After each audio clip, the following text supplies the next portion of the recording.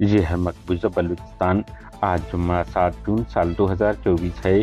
Balochistan today سے آج کی علاقائی خبروں کے ساتھ میں ہوں آپ کا میزبان الیاس بلوچ۔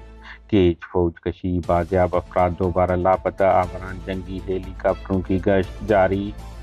ڈیرہ بگٹی سے پاکستانی فورسز نے بزرگ شخص کو جبری لاپتہ کر دیا۔ چمن میں فرنٹیئر کور کی فائرنگ، 35 افراد زخمی، حالات کشیدہ۔ کلات اور پنجپور میں قومی مجرموں کو ہلاک کرنے کی ذمہ داری قبول کرتے ہیں BLF۔ بلوچ ریپبلکن گارڈ کے ترجمان نے صحبت پور جیانی کے مقام پر CTD کے اہلکاروں کو بم حملے میں نشانہ بنانے کی ذمہ داری قبول کر لی۔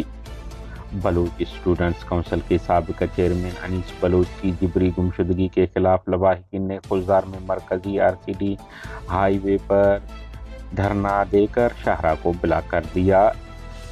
بلوچستان ضلع کیچ کے مرکزی شہر تربت میں جاری جبری لاپتہ افراد کے لواحقین کا ڈپٹی کمشنر کے دفتر سامنے جاری دھرنا 5ویں روز مذاکرات کے بعد 3 دن کے لیے ملتوی کر دیا گیا۔ کیچ، بلیدہ، زامران اور مستنگ میں پاکستانی فوج پر حملوں کی ذمہ داریاں قبول کرتے ہیں BLA۔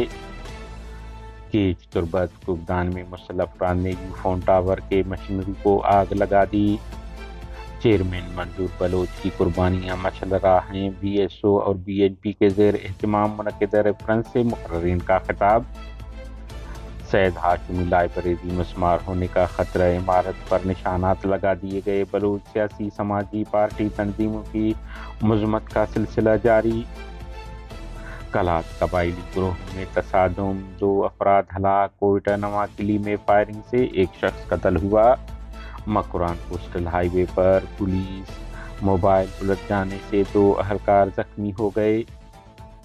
بارکھان 40 روز سے جنگل میں لگی آگ بے قابو، گیس ذخائر کو خطرہ، رپورٹ۔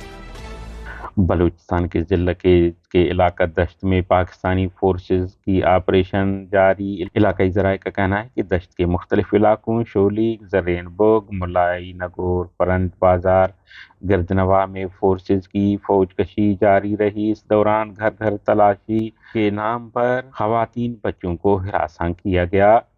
پاکستانی فورسز نے دوران آپریشن 2 روز قبل رہا ہونے والے ندیم عبداللہ اور محسن عبید اللہ کو پھر جبری لاپتہ کر دیا۔ علاوہ ازیں آواران کے شمالی علاقوں میں 2 جنگی ہیلی کاپٹروں سمیت ڈرون اور جاسوسی جہاز دن بھر گشت کرتے رہے۔ آخری اطلاع تک 40 سے زیادہ ٹرکوں پر مشتمل فوجی قافلہ جھاؤ کی طرف روانہ ہوا ہے۔ بلوچستان ضلع ڈیرہ بگٹی سوئی سے بزرگ شخص جبری لاپتہ۔ بتایا جا رہا ہے کہ بدھ جمعرات کی درمیانی شب پاکستانی فورسز نے چادر چار دیواری کی تقدس کو پامال کرتے ہوئے الحاج بزرگ شخصیت موج علی موندرانی کو سوئی شہر میں ان کے گھر سے اغوا کر کے نامعلوم مقام منتقل کر دیا، جس کے بعد وہ لاپتہ ہے۔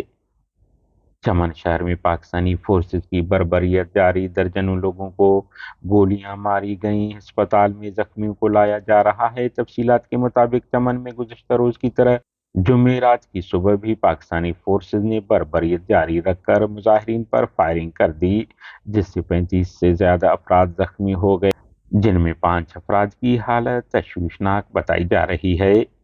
بلوچستان لبریشن فرنٹ کے ترجمان میجر گوہرام بلوچ نے میڈیا کو جاری بیان میں کہا ہے کہ بلوچ سرمچاروں نے MI اور ISI کے 2 کارندوں پنجگور کے رہائشی حمید اللہ ولد اختر کو پنجگور کے علاقہ قلم چوک اور حمزہ کو کلات کے علاقہ شور پارود میں ڈھور کے مقام پر ہلاک کر کے اسلحہ سمیت دیگر سامان ضبط کر لیا۔ انہوں نے کہا ہے کہ مذکورہ قومی مجرم قابض پاکستانی فوج، MI اور ISI کے بنائے گئے علاقائی ڈیتھ اسکواڈ کے سرکردہ حبیب اللہ مردان شہید، جو کہ بدنام زمانہ علی حیدر محمد سنی کے دست راست ہیں، کے لیے کام کر رہا تھا۔ بلوچ لبریشن آرمی BLA کے ترجمان GN بلوچ نے جاری بیان میں کہا ہے کہ سرمچاروں نے بلیدہ کے علاقہ گلی میں قابض پاکستانی فوج کے قافلے کو IED حملے میں نشانہ بنایا۔ دھماکے کے نتیجے میں 3 دشمن اہلکار زخمی ہو گئے۔ ترجمان نے کہا ہے کہ BLA کے سرمچاروں نے زامران میں جابشان اور تنگ کے درمیانی علاقے میں सरमाचारों ने खुदकार हथियारों से हमला किया, जिसके नतीजे में 2 दुश्मन अहलकार मौके पर हलाक हो गए।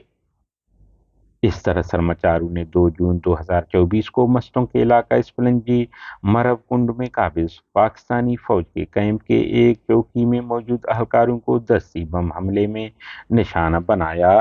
धमाके के नतीजे में 2 दुश्मन अहलकार शदीद जख्मी हो गए। उन्होंने कहा है कि मज़कूर तीनों हमलों की जिम्मेदारियां BLA कबूल करती है।